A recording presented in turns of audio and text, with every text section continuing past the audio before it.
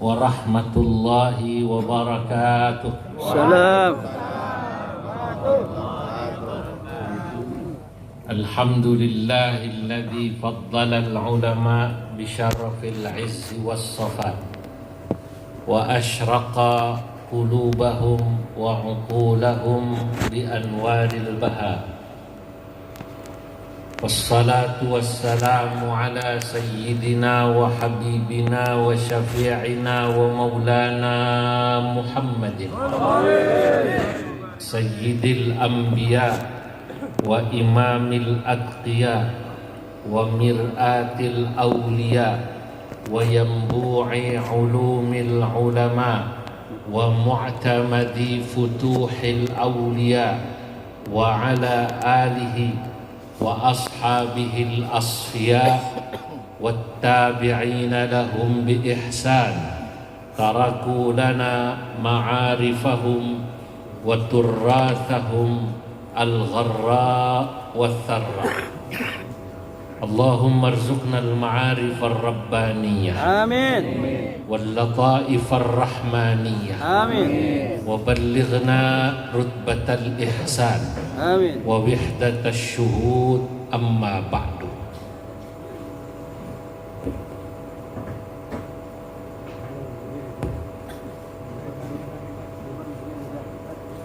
Fa inna Allah ba'atha sayyidana Muhammadan nabiyyan wa rasulah wa arsalahu Allah bil huda syahidan wa mubashiran wa nadira wa da'iyan ila Allah bi idnihi wa sirajan munira wa amara bit ta'allumi wat tafaqquh wa man arada lahu khairan yufaqqihhu fid din wa rafa'a sya'nal ilmi wal ulama wa ja'ala al ulama warathatal anbiya fa idza kana la rutbata fawqa an-nubuwah fala syarafa fawqa syarafil wirathah litilkar rutbah fa yatabaran nasu linaili dzalika syarafil azim fama ترى المتعلمين والمتفقهين وما أقل من وصل إلى مرتبة المتبحر المتمكن وإلى درجة العالم المتفنن.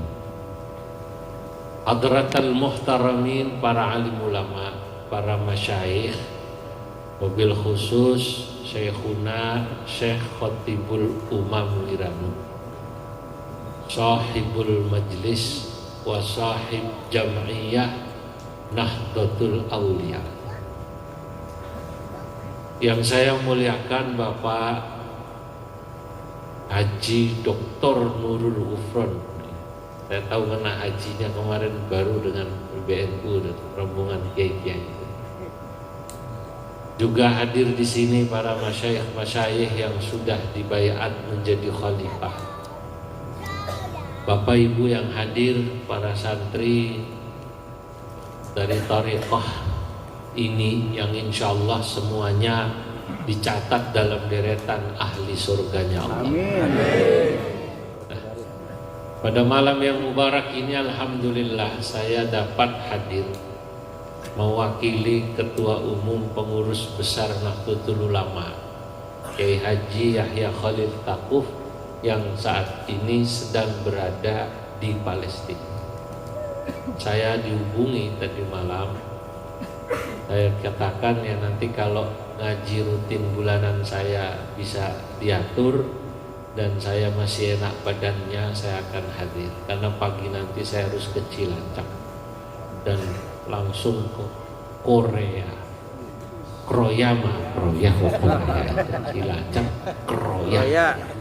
Beliau paham itu. Tapi memang saya pernah ke Korea Selatan, ketua PCI NU-nya orang Kroya, namanya Abdullah. Kata saya, sampai ini orang Kroya jadi ketua PCI NU di mana? Korea. Kok bisa pas, kata saya gitu. Kemudian insya Allah saya nanti ke Majenang, ya dari Cilacap, Roya, Komajenang, acara torekoh juga. Berkumpul torekoh di sana di tempatnya Kiai Subki, Pondok Al-Mizan.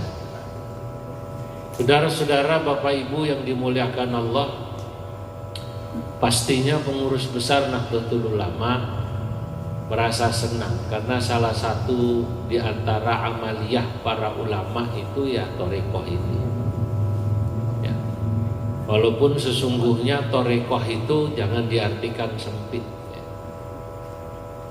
Ya. Karena torekoh itu sebagaimana dari sisi lafadz maknanya adalah jalan. Jalan menuju Allah Subhanahu wa ta'ala. Torekoh Qadiriyah wan Naqsyabandiyah, Torekoh Khalidiyah wan Naqsyabandiyah, Torekoh Syadiliyah dan yang lain-lain itu adalah salah satu bentuk jalan menuju Allah, tapi lewat memperbanyak wirid dan juga membersihkan hati. Itu cuma salah satu jalan. Tapi jalan sendiri menuju Allah Subhanahu wa ta'ala banyak. Secara umum Al-Imam Ibnu Athaillah Al-Iskandari dalam kitab Hikamnya mengatakan bahwa para walinya Allah itu, kekasihnya Allah itu secara umum dibagi untuk menjadi kekasihnya Allah lewat jalan khidmah dan lewat jalan mahabbah secara umum. Beliau katakan qaumun aqamahumul haqq li khidmatihi wa qaumun ikhtassahum bi mahabbati kullan numiddu haula wa haula min ata'i rabbik wa ma kana ata'u rabbika mahdhura. Begitu kata Imam Ibnu Athaillah. Qaumun, ada sekelompok kaum, aqamahumullahu li khidmatihi, yang Allah tempatkan menjadi kekasih Allah dalam makom khidmah. Itu Pak Nurul, makom khidmah. Khidmah itu kan melayani. Tapi ada wa qaumun, sekelompok orang atau sekelompok kaum, ikhtassahum, yang Allah Subhanahu wa ta'ala memberikan kekhususan, keistimewaan kepada mereka bimahabbatihi, menjadi walinya Allah lewat jalur mahabbah. Kalau yang pertama lewat jalur khidmah, melayani. Kalau yang ini lewat jalur mahabbah. Mahabbah itu lewat jalur cinta. Tapi kata Imam Ibnu Athaillah, kullan, masing-masing, baik yang menjadi kekasih walinya Allah lewat jalur khidmah maupun yang menjadi walinya Allah lewat jalur mahabbah, numiddu haula wa haula min ata'i rabbik, masing-masing kami, kata Allah, memberikan kepada mereka anugerah dan keistimewaan. Min ata'i rabbika, dari pemberian Allah. Wa ma kana ata'u rabbika mahdhura, dan kalau Allah sudah memberikan keistimewaan, tidak ada yang bisa mencegah. Bahasa gampangnya, kalau orang sudah ditakdirkan jadi wali, tidak ada yang bisa menolak dia jadi wali. Makanya dalam sudut pandang saya, ya, wali itu jumlahnya banyak. Malah sebagian ulama mengatakan jumlah wali itu bi'adadil anfas, sebanyak jumlah nafasmu yang keluar.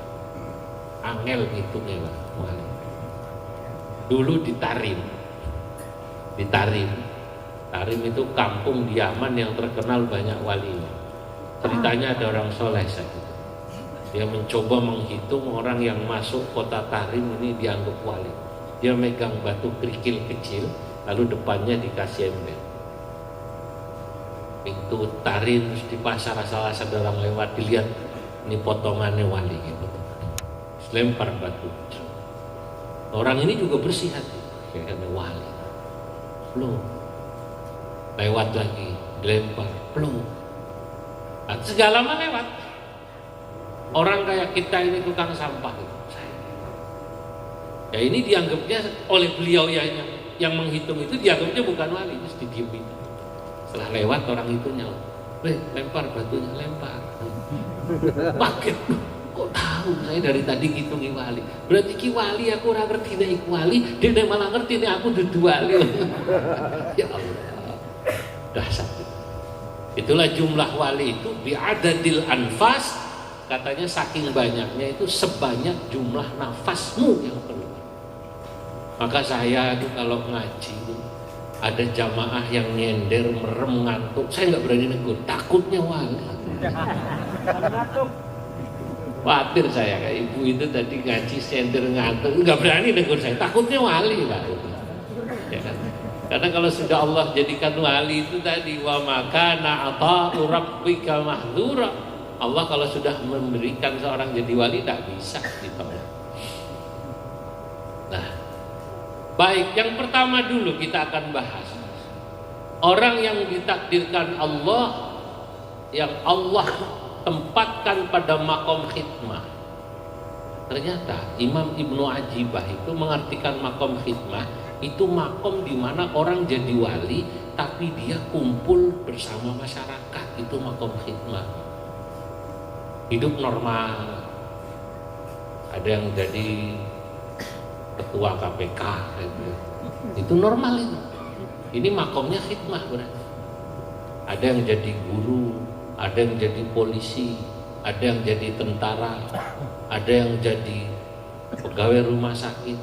Lu jangan salah, orang yang berkhidmah jadi RT, jadi RW, jadi dokter, jadi paramedis di rumah sakit, jadi polisi, jadi tentara, jadi ASN, termasuk jadi komisioner-komisioner ini, itu adalah makom khidmah. Lah, selama mereka kemudian dengan posisinya itu melakukan kebaikan dan kemaslahatan bagi masyarakat, sesungguhnya mereka Allah tempatkan di makom khidmah dan itu bisa menjadi jalan yang menuju Allah Subhanahu wa Ta'ala. Saya baca ini, dulu berarti zaman saya kecil pikiran saya kalau wali itu sing pakai udeng-udeng model sampean iku tok. Tak pikir wali model iku tok. Ternyata tidak. Macam-macam itu wali itu. Ya polisi itu kalau bersih bagus ya wali, Pak. Selama ini sampai soalnya ndelok polisi modelnya mau sambut tok. Sampai kemudian anak kecil diajarin begitu, polisi yang bagus itu banyak. Dulu ada Kapolda Jawa Timur namanya Pak Anton Bahrul Alam, saya ingat. Saya ngisi pengajian di Jawa Timur zaman itu 2000 berapa tuh, belasan lah. Itu sampai polisi di Bojonegoro tempat saya ngisi ngaji cerita, waduh Pak, Kapolda kita top Pak. Kenapa? Kata, Masya Allah, orangnya sholat 5 waktunya tidak pernah lepas, jamaahnya istiqomah, bahkan beliau tiap hari di kantor Polda itu di masjidnya bikin khataman Quran 30 juz rutin. Bahkan beliau sendiri setiap hari ngambil apa setengah juz atau berapa. Dan kemudian anak buahnya itu ya di kantor Polda itu diajak kemudian baca Quran gantian dari mulai pagi sampai sore 30 juz khatam itu bin nadhar. Akhirnya apa? Akhirnya terjadi ada perubahan perilaku yang signifikan di Polda. Polisi-polisi yang tadinya tidak sembahyang, polisi-polisi yang tadinya nggak ngerti baca Quran, karena Kapoldanya luar biasa ini, akhirnya mereka panggil guru-guru ngaji, ustadz-ustadz untuk baca Quran. Dia belajar Quran abatasa. Alhamdulillah, waktu itu ketika Kapoldanya Pak Anton, guru ngaji itu di Jawa Timur laku, Pak Gufur. Dulu itu ustadz padahal jarang dipanggil ke kantor polisi, ngajar ngaji polisi. Ustadz itu dulu dipanggil kalau ada kesurupan massal. Nah, ini kok dipanggil ngajarin ngaji. Itu luar biasa berarti. Nah, ini berarti orang berkhidmah, dia menjadikan khidmah jalan yang menuju Allah Subhanahu wa Ta'ala. Ada yang ngajar ngaji. Makanya dulu saya ngaji kitab. Ini nadomnya ditulis oleh seorang ulama asal India namanya Syekh Zainuddin Al-Malibari. Nama kitabnya Nadom Hidayatul Adqiya ila Tariqil Auliya. Sampai-sampai yang pengen jadi wali ini harus ngaji kitabnya. Karena nazam ini mengajarkan tentang bagaimana jalan menuju Allah. Namanya saja nazam hidayatul adqiyah, petunjuk bagi orang-orang yang cerdas, ila thoriqil auliya, menuju jalan menjadi wali. Maka saya usul nanti pada Syekh Khatibul Umam, kitab ini harus dibaca sama Habib Soleh untuk rutin, harus dibaca oleh beliau. Ditulis oleh seorang ulama dari India bernama Syekh Zainuddin Al-Malibari. Asalnya Malibar, Malabar India. Cuman santri karena nggak ada harokatnya salah baca, jadi Syekh Zainuddin Al-Manyoboro. Pikirannya Jogja. Disarahi oleh kakek buyut kami Syekh Nawawi Al-Bantani. Syekh Nawawi mensarahi, nama syarahnya Salalimul Fudhala. Apa kata beliau?